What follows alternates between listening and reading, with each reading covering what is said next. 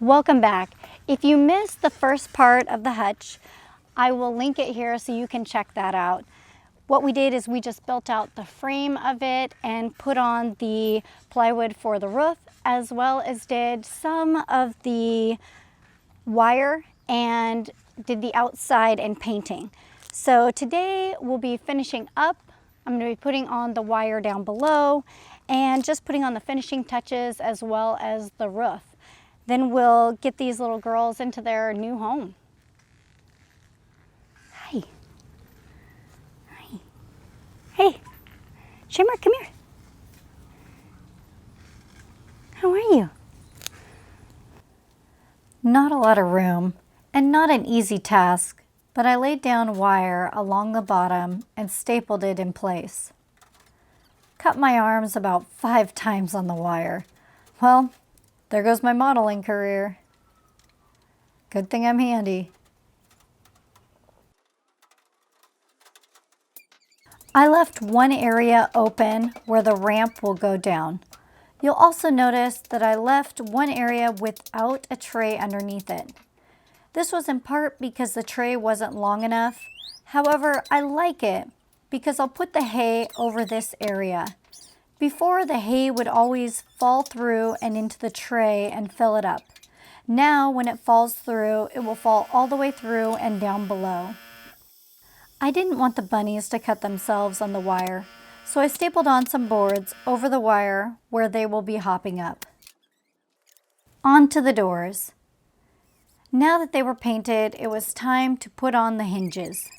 I pre-drilled just to keep the wood from splitting. I used a piece of cardboard to get the correct spacing when attaching the doors.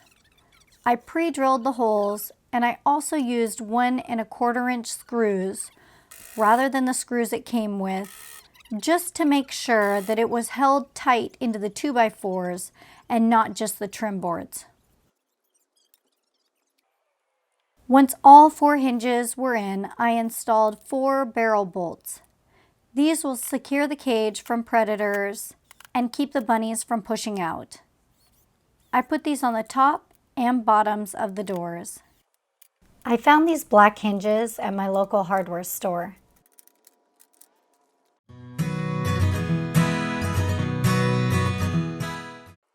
I put 2x4s around the base and just under the hutch. This provided stability and also gave me an area to hook the wire to. I left these boards raised up from the ground about 1/2 inch. This was just so when the ground was a little uneven, I only have to level up the legs.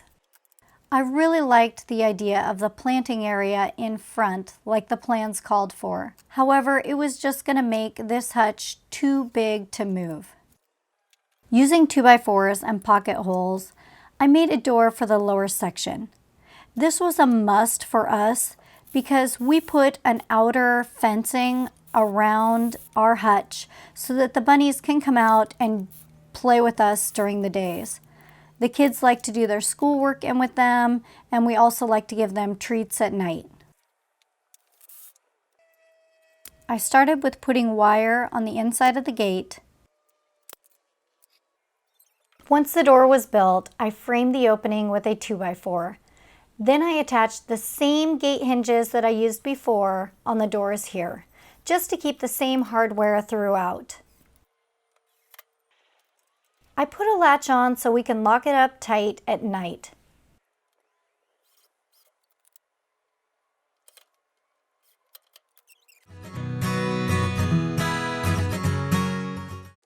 For the ramp, I used a fence board and I glued on pieces of another one just to give the bunnies some little ledges to jump to.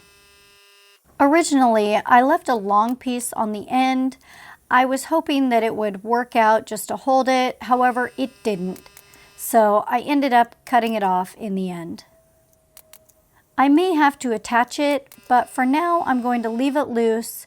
That way I can pull it up and lay it over the opening whenever we need to move the hutch. Now it was time to wrap the base in wire. One of my favorite parts of this hutch is the fully fenced area below. This will allow the bunnies to go eat grass safely at night or when we're gone. They love to lay in the grass, and with their old setup, I had to lock them up each night. In the morning, they would come jumping out before I could even put the ramp up. So I knew when I built this, it had to have an area for them to be able to play safely at night. For the trim around the bottom, I used more cedar fence boards. These are held on with 1-inch staples, not for structural support, just to hide the wire and for looks. I thought about painting them black, but ended up liking that they matched the roof. So I may paint them later, but for right now I really like the look.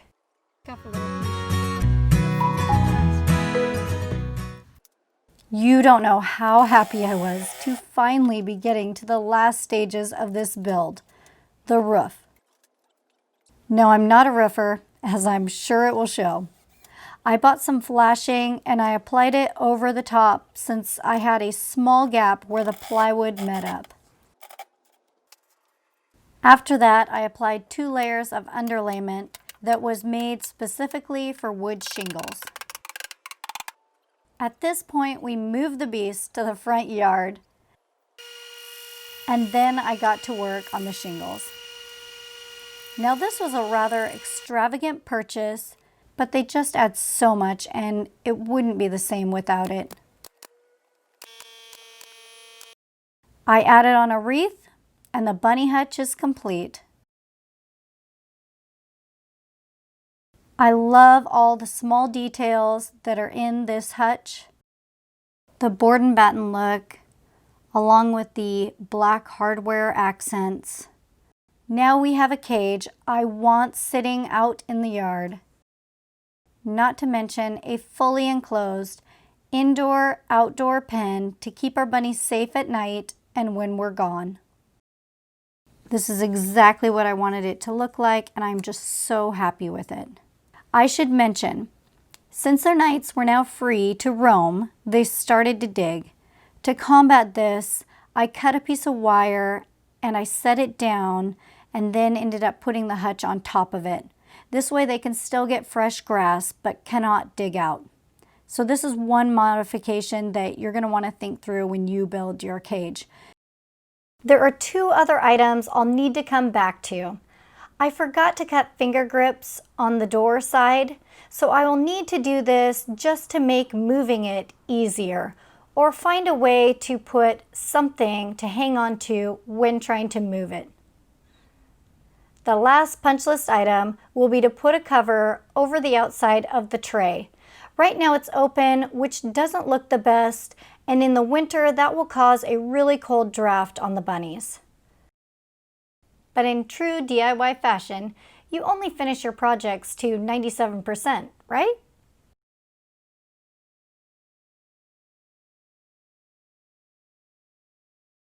Well, it's moving day. Man, these bunnies are little pack rats. Luckily, my daughter offered to help move them.